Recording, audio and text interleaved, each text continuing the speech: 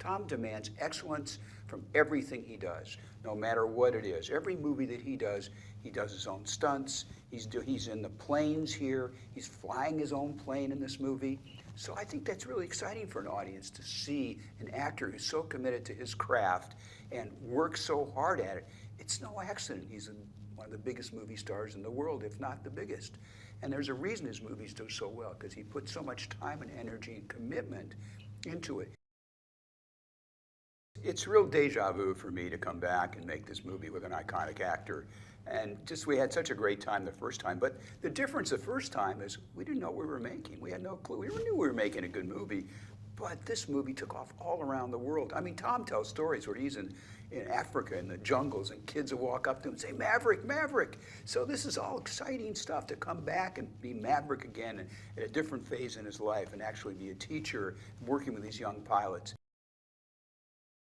It's a character piece, it really is. It talks about what individual in the military who's an aviator has to deal with in his life, the toll it takes on him, the kind of excellence they have to deal with the physical, the mental strains, and everything else that a pilot goes through. You have to really take your hat off to these young men and women who actually climb in these planes and protect our country. What's so exciting about it, we have their best pilots working with us. We have the real Top Gun pilots. They've all been in combat. They're just fantastic individuals, and you have no idea what you go through before a flight. They have 3-hour briefings before a flight where Tom actually is coordinating and choreographing all the flights. So he's working with their aviators, and they're designing what they're going to do. So Tom's right in the middle of this and doing everything just like an aviator would do it. It's amazing what we see in the cockpit and what an audience is going to experience. You're going to experience what it's really like to be a pilot, a fighter pilot, a Top Gun pilot. It's so exciting for me to watch this, and you see this aerial footage, which is spectacular looking, and it's such speed. It looks almost unreal, and it's real. It's the real thing. Besides the 6 cameras in the cockpit, we're doing air-to-air, so where you have one jet filming the other jet. Then we have ground-to-air, so we have cameras on the ground filming these jets that are coming terribly close to them on the ground.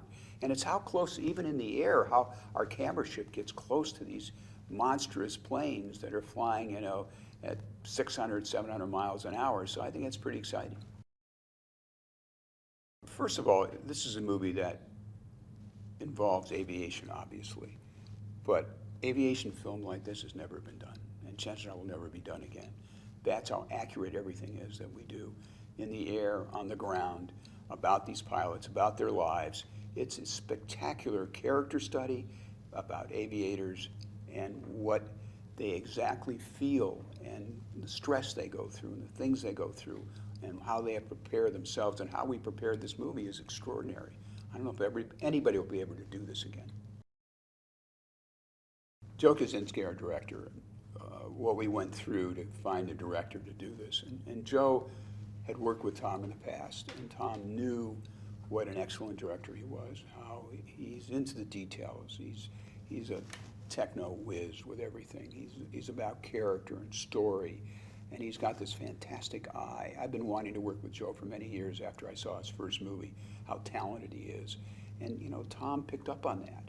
And really, Joe had the makings of the idea that became the movie. I mean, he pitched the movie he saw in his head to Tom. Tom said, that's what I want to do.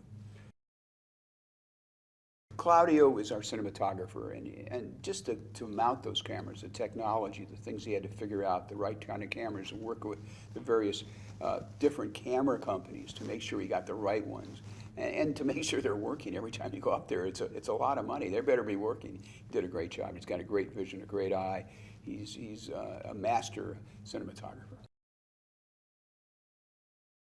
Well, I think Maverick carries on the legacy. Tom Cruise carries on the legacy. He's such a terrific actor and individual, and he works so hard, and he cares so much about the process, and he's involved in every aspect of it. He just doesn't show up on the set and say, remember his lines and go to work. He works tireless hours on the weekends, rehearsing, going over the script, bringing the cast in, making sure everybody's able to fly, we have ways where the actors actually start learning how to fly to take these G-forces, and he starts them in a prop plane, then he puts them in a jet, and then we put them in an F-18.